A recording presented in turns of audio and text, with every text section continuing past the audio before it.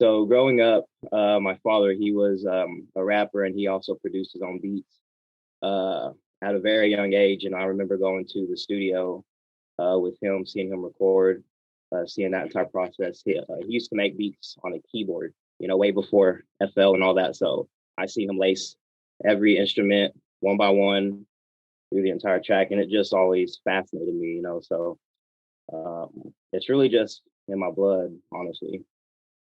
Hmm. Hmm. And like, how much do you think that influenced you having someone in your family already be part of music? Oh, he's the one that really taught me, the ins and outs, and he's the one that taught me FL Studio. And I mean, it's a very powerful influence to have somebody that kind of knows what it's like to be in music. He's performed on stage, he's had a manager before, so he knows the things to look out for. He kind of knows the game in a way. So that it's very helpful to have that influence. Yeah, yeah. And like, I guess for the people listening, like a lot of people won't have that influence. So what are some good ways that you think people can find that influence to like, help guide them through like the whole music thing? I really feel like you just need to kind of look out for people who you want to be like, whether that's in, somebody that personally, even social media. Um, you'd be surprised how many of your friends want to get in music until you start discussing it with them. A lot of people don't like to kind of put themselves out there, but I would definitely say put yourself out there, uh, and find other people who are like minded, like yourself. Um, and find people who you want to be like, and make goals to try to be like them, and just stick it through, and those influences can turn into potential business. So definitely my tips for that. Yeah, yeah, that's cool. I mean, like a lot of like especially rappers and producers, like you look at other producers, like whether that's I don't know through like YouTube producers like Ant Chamberlain or rappers, like a lot of rappers have looked up to Russ because he's so independent. Like, does it work just copying their sort of exact moves? Like, do you see that working? People just go, right, I'm going to do the exact same thing the whole way. Uh, well, what works for me might not work for somebody else. What works for one rapper might not work for another rapper. I wouldn't say I definitely wouldn't recommend copying somebody's strategy, but you can kind of use their strategy as a baseline to kind of help, uh, implement what your strategy might be. So somebody might be posting this kind of content. Well, you don't have to necessarily post their exact content, but look at how they're posting it. What are they putting in their description? How are they formatting it? You can take pieces, but still you need to implement your own kind of branding into it, your own personal. You need to make it personal to yourself. So, and that's how your audience is going to connect with you if it's personal. So you can take pieces from some others, but at the end of the day, you still need to make your own brand, and so you still need to branch off yourself. Hmm. And like, obviously, you on Instagram, you have a really strong personal brand. So, what are the ways that you've got there for people listening? Like, what are the big learnings that you've taken? Well, at first I kind of struggled kind of finding my own avenue, but I eventually decided that I wanted to kind of help producers and rappers kind of get in the game as far as marketing and just the simple tips on how to make your music better, how to make your music quality music for other people to listen to. So I eventually just started just I really brainstormed how I wanted people to see me, how I wanted people to view me. And then that's when I started getting into the creative side of it. Getting Canva, messing with different layouts and formats, and then that's when I eventually decided that I wanted my logo in the top corner of the post. I wanted my information in the middle. Um, I just really kind of just, and it takes time, sometimes to kind of develop what you really want your brand to look like. It took me a little time. It took me some months. When I first started, if you go to my very first post, it was not the same as what I'm posting now. It took some time, took some brainstorming, but you just really kind of want to ask yourself, how do I want people to see my brand? And then you kind of got to start branching off from that. Yeah, 100% agree with you. Like it's so different from other things because there's literally no way around it that it takes a really really long fucking time. Like to build any brand, no matter Yeah. like how big you are, no matter how much money you have, building a brand just takes a really long time.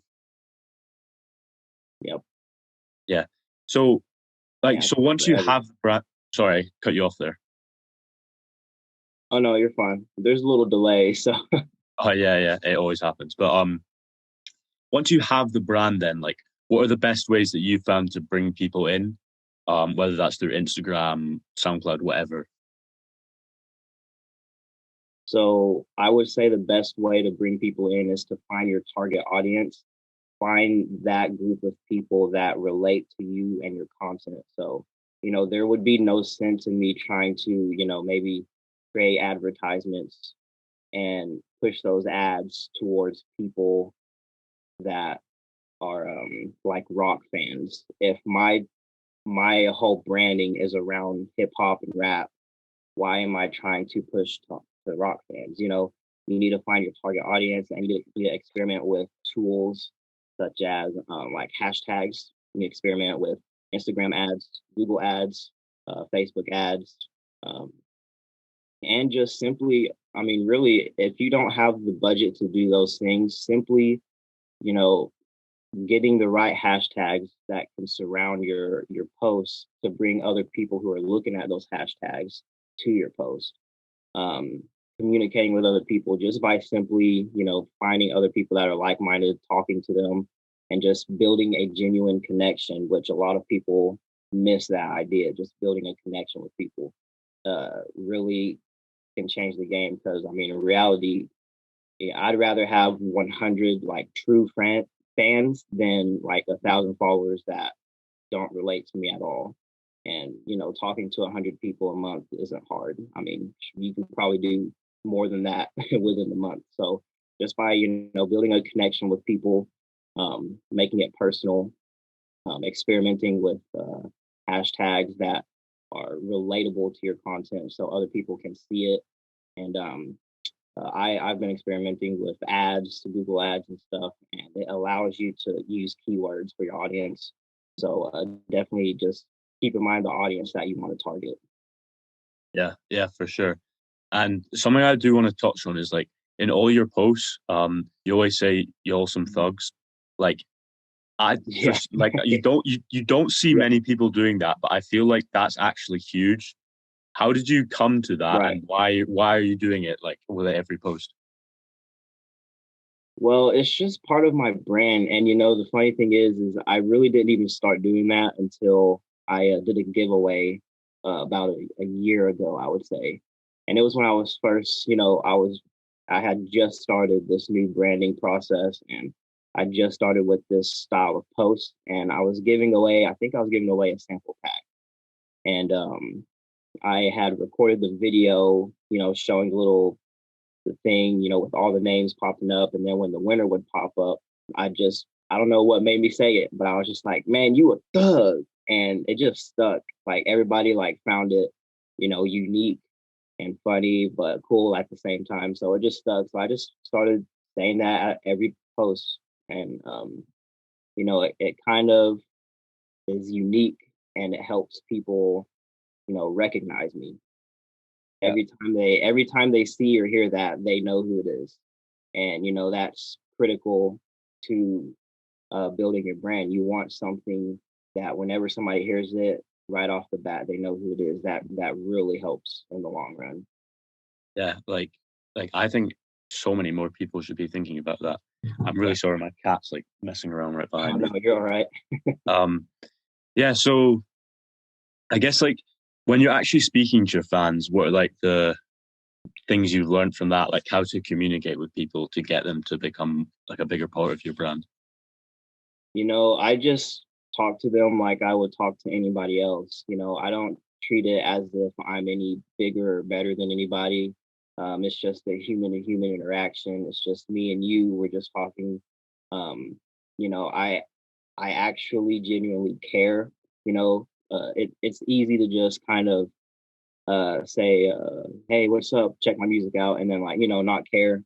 Um, when I start talking to people, my first goal is not to get you to like look at my music. That's not my first goal. My first goal is to actually build a friendship and build build a connection to where, aside from music, we can we can talk and have a good time. That's the first goal. I'm not looking to push a sale on you. I'm not looking to try to make you check out a link, because I know if the roles were reversed, I'd be like, I don't, Yeah, I got to know you enough to want to check your stuff out. You got to give me a reason to want to check your stuff out. So I always keep that in mind. I'm always just trying to make a personal connection. And if any business down the road happens, then that's fine. But I'm in it for the long haul. I'm not trying to make a quick sell on you or anything. So really just being genuine and legit about it. That's just the way I go about it. yeah, definitely. Because like people can smell bullshit as well. Like you message someone like and you have an ulterior motive. People know that. Yeah, and that's something that that's not the type of person that I am, or the type of person that I want to come across. And I think I made a post about it a while back. Like, people can tell when you're not genuine, and that's just gonna hurt you. So you got to be in it for the long run. You got to be willing to take time to build these relationships, because you never know when you come across somebody that first you build some sort of connection with them, and then maybe 6 months down the line, you both have a great idea, turns into a business relationship, and y'all both blossom off of that. You just got to be willing to take that time out of your day to really connect with somebody. Yeah, definitely. Like some of the craziest things that happen, you just do not see coming, and you're like, and like things just lucky things happen occasionally. So if you just are genuine with people, like it'll increase the chances of that like 1 in 1,000 thing happening eventually. Yep. Yeah, for sure. And I think it was cymatics that said it a while back. There's not necessarily like luck in the sense to where you might just not be putting in the work and then you get lucky, something good happens, but you do get, in a way, more luck the harder you work. So you increase your chances at getting that luck. So somebody who's not working hard to build genuine relationships, to really push out content and brand themselves, they're not going to get as lucky as the person who's working hard every day, talking to 10 to 50 people a day, um, really focusing on branding themselves. They're going to be more lucky and get more windows of opportunity. So in the end, that's just kind of how it works. That's just what it is. You got to work hard. Yeah, definitely. Something else I want to touch on is like you had tell me if I'm wrong here, but you had like a massive giveaway a few weeks ago or months ago now. So how did that come Yep. about, and like is it worth it for people to be looking at doing giveaways? It's 100% worth it. So I still haven't really released this new product that I've been working on. It's a Fruity Loops preset library. So I have about 85 presets. Anywhere from uh, reverb, delay, EQ, all sorts of presets, and I kind of wanted to, in a way, make it an exclusive thing at first. So I got some of my friends together, um, to kind of just build a giveaway, and everybody pitched in their products, and um, the point of a giveaway is to, it's a give and take type of thing. So we're gonna give you, all these awesome products. All you have to do is just, give us a follow or something. And the turnout to that is, it can be incredible depending on, who all you have participating. This was actually my third giveaway in total. My first one was just purely me. The second one was back in December. It was a Christmas giveaway that I was involved in with a whole bunch of other producers. And this one that I just did, I actually operated all of it. And the turnout is great. I've connected with so many new people, and like I said, you know, you do obviously have a goal as far as increasing your following, increasing your fan base. But with these giveaways, it's also a great opportunity to find more and more people to be able to relate to. These people may be converting to customers, they may be just fans. But either way, the turnout is great because you can get you know hundreds of followers a day depending on who you have with you. But at the end of the day, you're also sharing your products for free to people who really enjoy your stuff. These people really, it amazes me. These people really took the time out of their day to follow me, connect with me, and then follow everybody else who participated just to receive some products that we created. And it's like people really love that stuff. Um, I mean, who doesn't like something for free? Like something that's normally $30 for free. It's a definitely worth it. But I will tell you, if you're operating it, you need to be prepared for a heavy workload because um, putting everything together, it can be a lot. It can be a lot. It's probably gonna. I probably won't do a giveaway for a little bit, just because it's a heavy workload. Everybody's relying on you. You have to set dates. So if you do not meet those dates, posting dates, release dates, um, people are gonna. That's not gonna be a good image on you. So it's a great turnout, but it's also a lot of work to set everything up, put everything in all the zip packages, separate them based on winner, first place, second place, third place, whatever, sending them out, telling them the instructions how to download it. You never know. Some people might, not be too keen on that. Um, Posting everything correctly, getting thumbnails, getting the JPEGs or the PNG files for it. The post. It's a lot of work. It's more work than it sounds, but so you have to be ready for a heavy workload. But the risk or the reward is high. So definitely worth it, but do not do it if you don't have the extra time because it's just gonna fall apart. Yeah, yeah, I can imagine it'd be tough. So what kind of things, because it's mostly rappers listening to this, so what kind of things could they be looking to give away? I would be if I was giving away to rappers, I would definitely be giving away like studio equipment, um, headphones, microphones, or even a DAW. If some rappers are looking into trying to do stuff themselves, so maybe even a DAW. But my So number that's one, rappers should give that to their fans, like just like give the door to oh, their to their fans. fans, Yeah, yeah, rappers to their fans. yeah, yeah. Okay, no, no, no. Rappers to their fans, merchandise easily. Okay. Um, like hats, t-shirts, hoodies, whatever they have, or uh, that would probably be my number one thing, giving away merchandise. Because at the end of the day, as a rapper, you're only giving away stuff that you're selling. That's the whole point of the giveaway. You got to be selling something to give away something. So if you're not selling, if you don't have a store, you're not selling anything. Um, it's, what is there really to give away? The only reason I'm in a giveaway is because I have something to give away. So it's got to be a product that's personal to you, so they will remember um, who you are. So if I'm a rapper, I'm giving away merchandise, tickets, to shows, um, things of that nature. Can't really think of anything else off the top.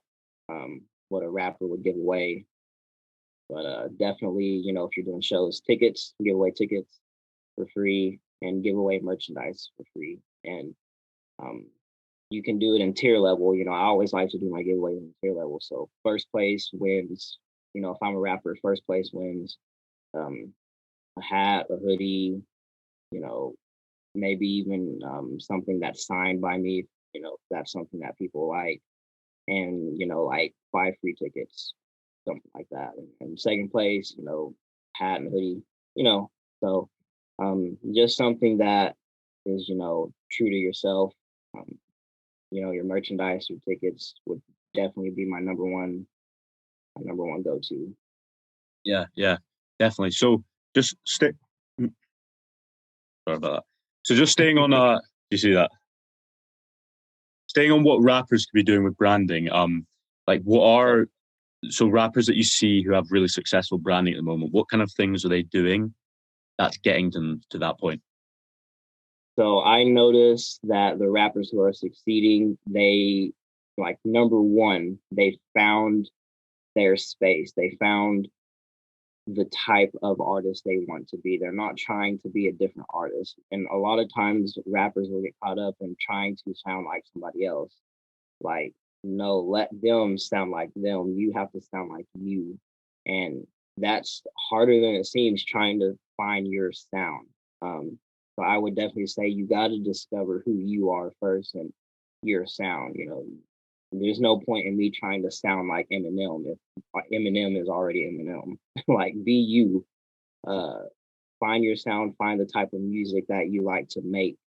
And when you can find the type of music you like to make, you can kind of branch off from there and start discovering the type of audience that you want to feed that to. So I would say find your own sound and look for opportunities to um, increase that sound to an audience that sounds or that listens to similar sounds.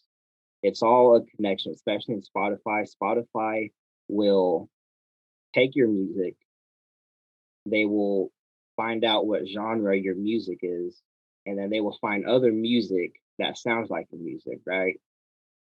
Then they will find those people who's listening to that music and they will show your music to them. So finding your sound is so important because if you are kind of if you're making music that's not really your sound, then you're going to end up getting people who you don't really want in your target audience to be listening to your stuff. And then that's going to make branding harder because you're going to try to make more music. And then you're going to discover, oh, wait, that's not really the music I want to be making. And then you have the wrong audience. So you need to find out your sound very first, foremost, most important thing. If you don't find your sound, then that's it's hard to keep going after that. You have to find your own sound, who you are, because it's not gonna end up very well if you don't do that part. Yeah, yeah, definitely. Just working towards sort of wrapping up, like what's your top mistakes that you see rappers making at the moment, in terms of anything? Um, like I was just talking about, my number one would probably be trying to sound like somebody else, not finding your sound.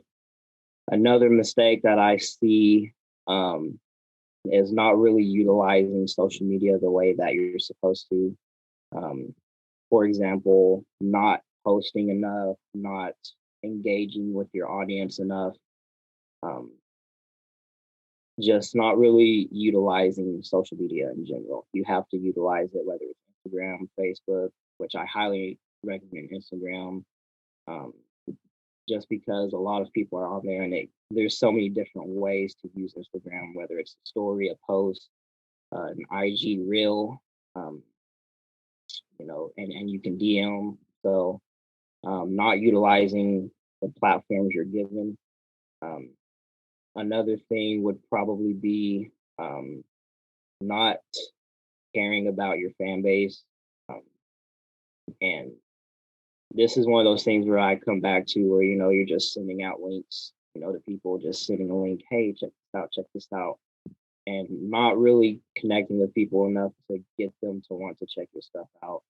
Um, Another thing is, and this is one of those kind of tough things, is not investing in themselves. Um, Obviously, this can be tough because not everybody has a large budget to invest in themselves, but um, you can invest yourself in in different ways.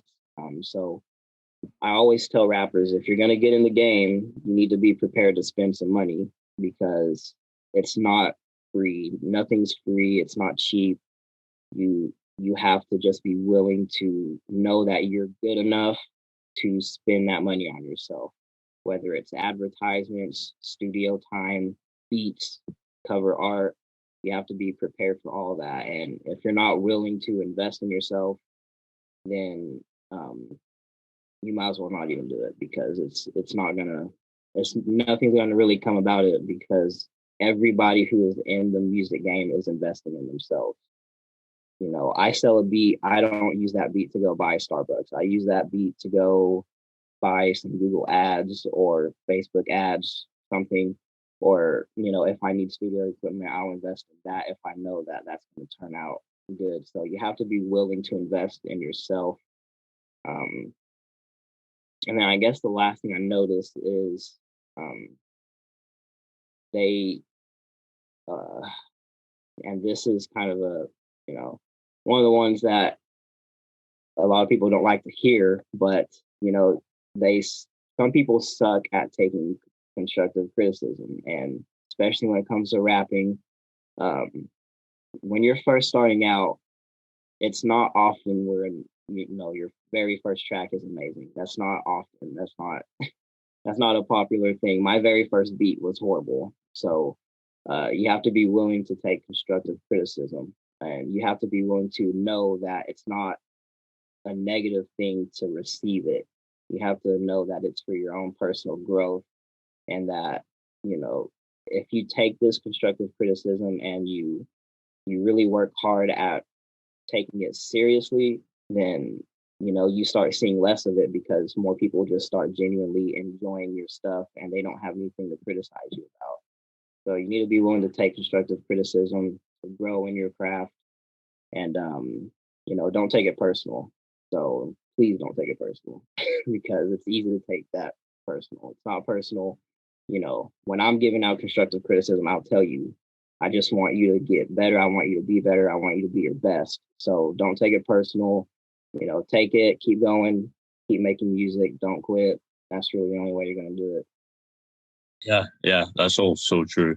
Um, so where should everyone find you on social media, and if there's anything sort of that you've got like coming out soon that you want people to know about? So you can find me. My main platform is Instagram at TheBeatOG. I'm on BeatStars at TheBeatOG. I've really been focusing on selling beats and pushing that out. So I've been slowing down a little bit on my content on Instagram, but I'm always posting on my story. Um, so those are my main two outlets. I'm still in the process of my FL preset library pack. Um, I think I'm going to be releasing it sometime in May, so be looking out for that. About 85 presets for FL Studio users to use, compressor, EQ, reverb, pretty much all of the free softwares in there, all the free plugins. I did something. I always like to kind of, uh, in a way, make your workflow easier. That's what these presets will do. They'll make your workflow easier. You kind of want a specific sound that you're looking for. You can grab the preset, put it in there, make a few little tweaks if you have to, and it just really increases your workflow. And I have a lot of funny ones in there just to kind of, get some creative juices flowing. So to be looking out for that. Aside from that, I'm uploading beats, every week. So really pushing out for that. So Instagram, BeatStars, my main two platforms right there.